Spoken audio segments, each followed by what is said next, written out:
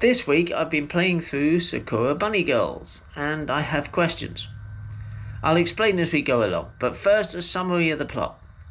Our hero is Yuri, a sort of mercenary / security guard that works for some unnamed corporation. Perhaps it's the Umbrella Corporation, or Tesla, or even Coca-Cola, who knows. He is given a mission: protect this briefcase. What's in the briefcase? We're never told. Gwyneth Paltrow's head? No, that was a cardboard box.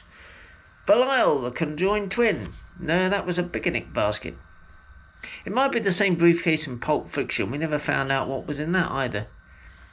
Whatever. Yuri and his security team have to protect it. We don't get to see much of the security team because they are almost instantly taken out by a mysterious figure with magic powers and large boobs that spill out of her bunny costume.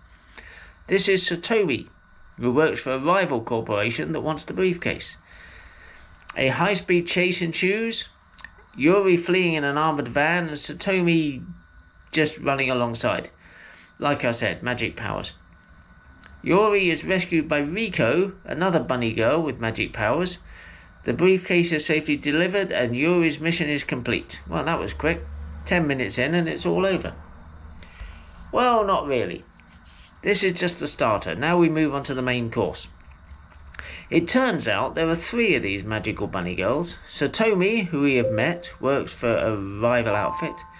Riko is a sort of freelance hacker who targets corporations she sees as corrupt and evil. The third is Yuki, who runs a street gang that is trying to protect their neighbourhood from being redeveloped by the people Yuri works for.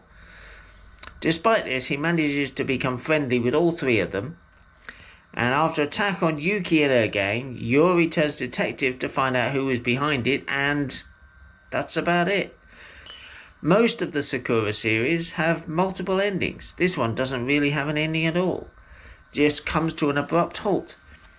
Perhaps there will be a sequel at some point that clears things up, but this came out over a year ago and so far there's no sign of one. In the meantime, I have questions. How did these girls get magical powers? This is never explained. No one else has them, and it seems they are human and not some sort of supernatural creatures. Also, why the bunny costumes? I'm not complaining, I like the bunny costumes, but no explanation is given for them. They aren't part of a team, so it isn't a uniform. The bunny costumes don't give them special powers, and they wear normal clothes the rest of the time. Overall, this isn't great. The story in itself is pretty good, the corporate mercenary torn between his job and his friends, but it has plot holes and is missing an ending. The waifus are cute, but there is very little fan service beyond the unexplained bunny costumes. The characters are the best thing about it, and the dialogue makes it interesting, but it's a bit of a mess. However, it's a pleasant enough way to pass a couple of hours, so maybe stick it on your wish list and wait for a Steam sale before you give it a go.